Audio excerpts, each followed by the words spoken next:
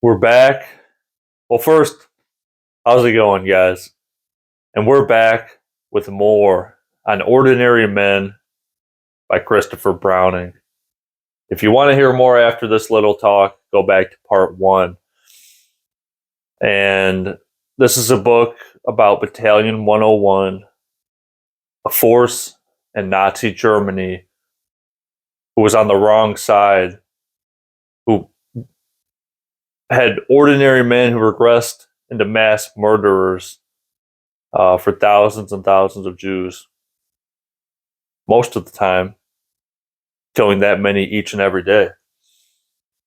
But what's interesting about this book is that there's evidence and firsthand accounts from the men in this group, where a lot of other groups and a lot of other Nazis, their accounts have been lost in time, right? Or destroyed or never told, right? That's something hard to get a hold of.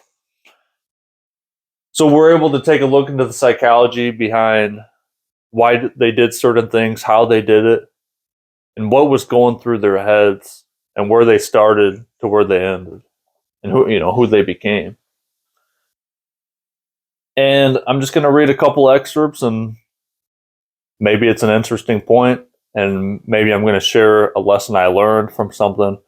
It's just going to be my thoughts on this book. Not reading you the book. If you decide to read it, you do it on your own. But I want to share what I took away from it. In case you don't get the time to read it, there's thousands, millions of books, right? We can't read every one. So at least this gives you a little taste. Page 12. What started as a pogrom quickly escalated into more systematic mass murder. Jews collected at the marketplace were taken to a park, lined up against a wall, and shot. The killing lasted until dark. At the synagogue, gasoline was poured at the entryways. A grenade was tossed into the building, igniting a fire. Police shot anyone trying to escape. Fire spread to nearby houses in which Jews were hiding, and they too were burned alive.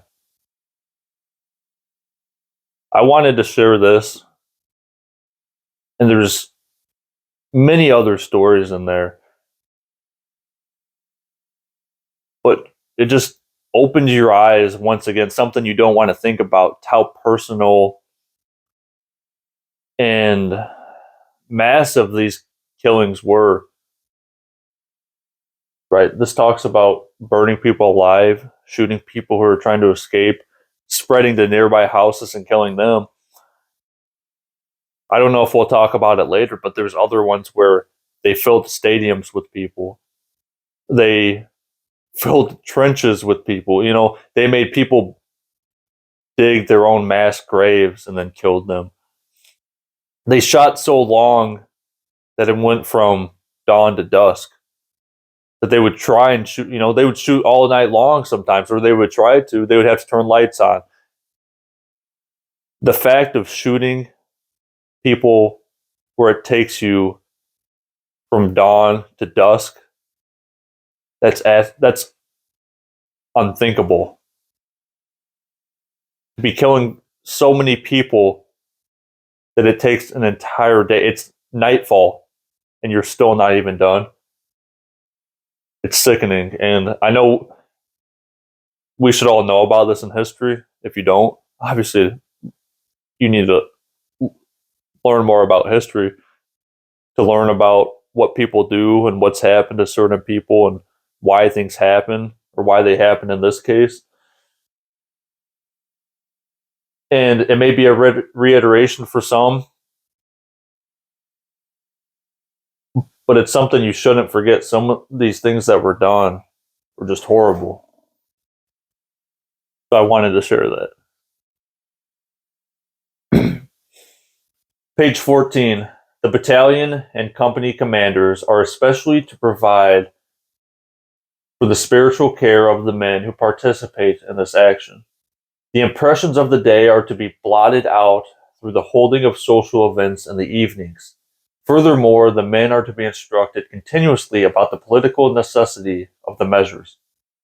This is something I talked more about in the last video, but the mind games they played, the psychological warfare on their men who were doing these killings, was very intricate in the way they understood that this isn't normal for the people to be doing. And in order for them to be successful in carrying out their genocide, their plan, then they had to be strategic about the way they handled their men to keep them killing each and every day. And it's twisted. But this talks about some of the things they were doing, how the commanders knew they were supposed to be providing spiritual comfort and care for their men. And what does it say? The impressions are to be blotted out throughout the holding of social events and the evenings. They were trying to distract them and provide the political necessity, remind them of that. They had all these strategies to keep people killing their so-called enemy, right? That's how the commanders were feeding it to them. That, hey, well, if it makes you feel better, they're bombing your family back at home. All these different mind games they were doing to manipulate their minds, or they were just doing to make themselves feel better. This one's going to be more on what I was talking about with the mass killings.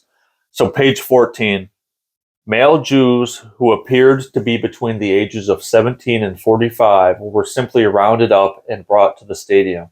When the stadium was nearly filled, valuables were collected from the Jews.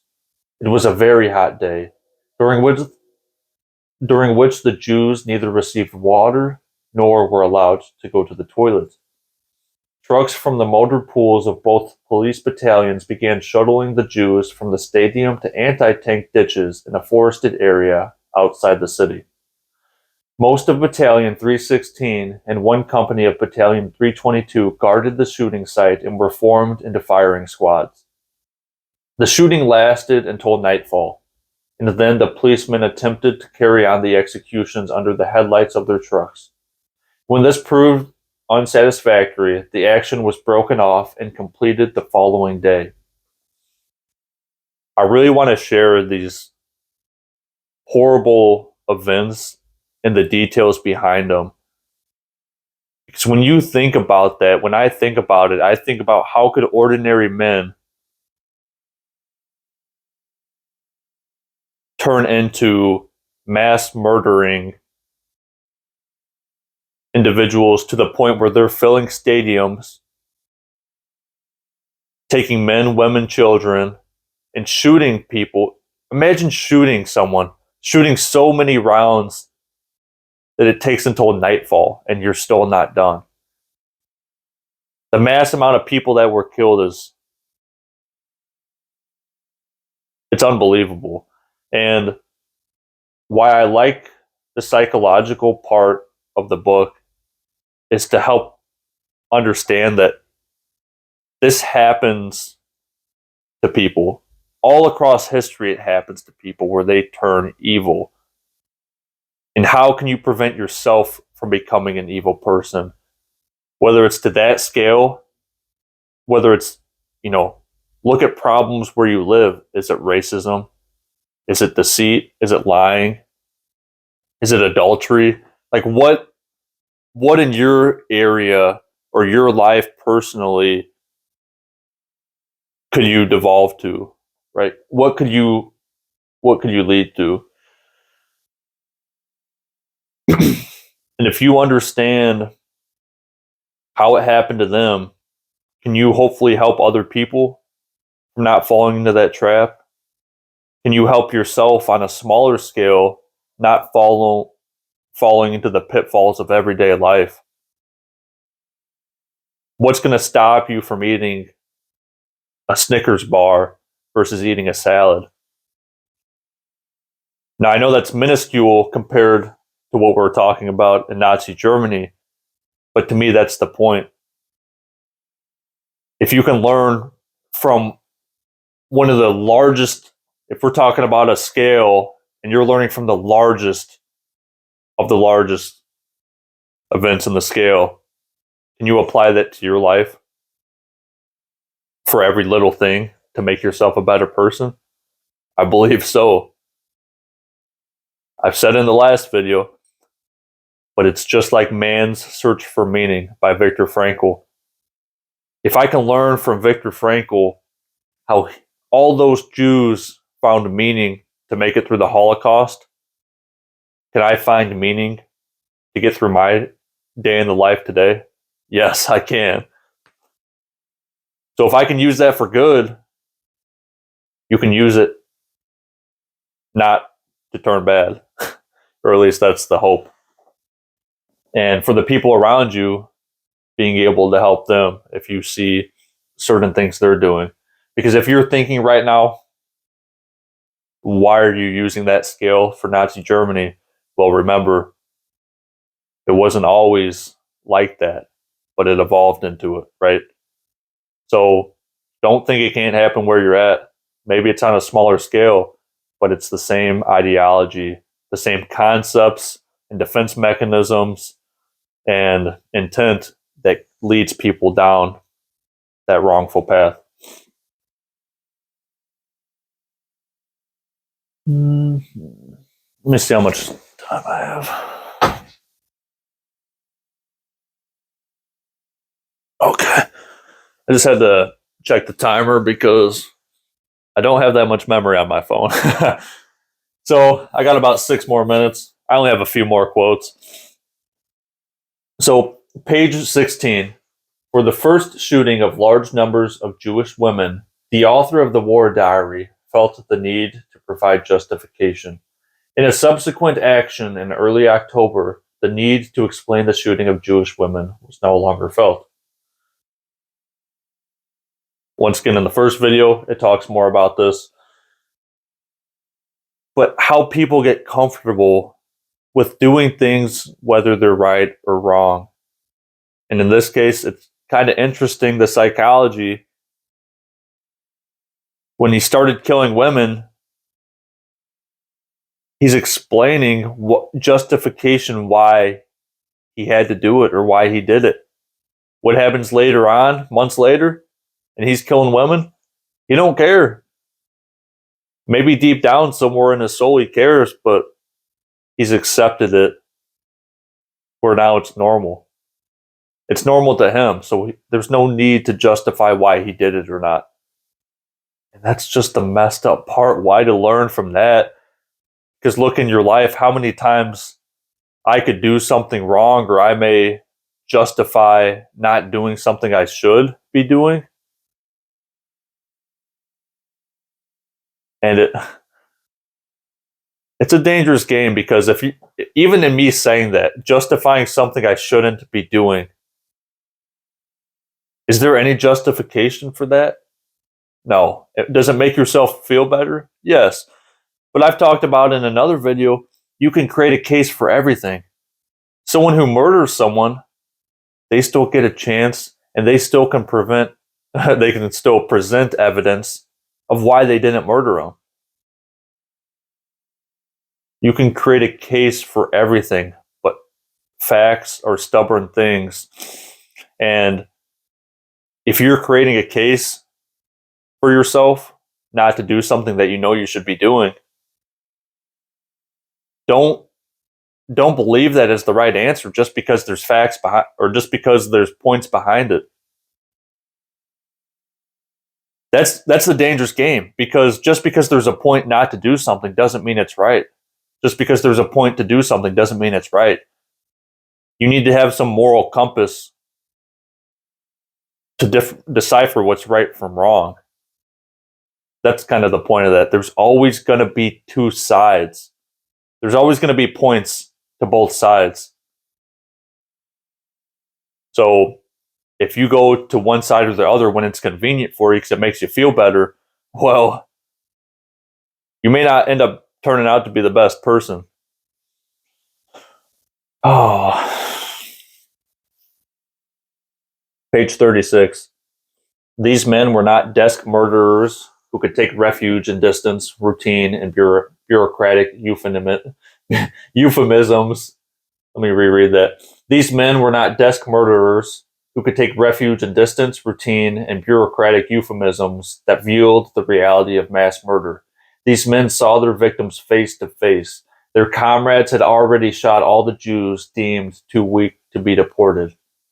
We all know about gas camps. Hopefully, some of these mass murders, but this book goes into the grave detail of the one-on-one murdering women, children, men, murdering everyone, stabbing them in the neck, shooting them in the neck, leaving them for dead, beating them with clubs, right? On top of starvation and sickness. How did these ordinary men turn into these, not just mass murderers, walking them into a gas chamber? That's bad enough. But beating them with a club after they're starving and stripping their kids away, stabbing them in the neck and shooting them in the head while blood's all over, filling mass graves. It's crazy. And so all these lessons I'm trying to teach you, maybe on a smaller scale, where you think your life's fine and you think everyone around you is fine, and maybe you think you don't need to learn the lessons that you could learn from them. Well, if we could rewind their life 5 years before this happened, they could have been in the same spot you were. But life happens, and people build these bad habits, and they get comfortable with this going on in the world, or they get used to this person saying that, or this person telling them to do this at their work that they don't believe in, and they care more about what people think of them than their own values. And you start selling your soul, you start selling your values one after the next. I'm not saying it's going to lead to this in your life, but I'm saying you see how people can spin off. It's like, people in high school and you see them 10 years later, and some people are doing real good, but some people, what they turned into is a monster. Maybe not in this sense, but it's just crazy how they could have turned into that person. And they could say the same about themselves, that person. They would have never thought they would have became that person. And we all change. Change is inevitable. But who you change into, it's where you should worry. Because if you're not pushing to become better, well, evil has a tendency to take over if you let it. So don't get comfortable doing the wrong thing. Page 53. Actually, real quick, let me see the time.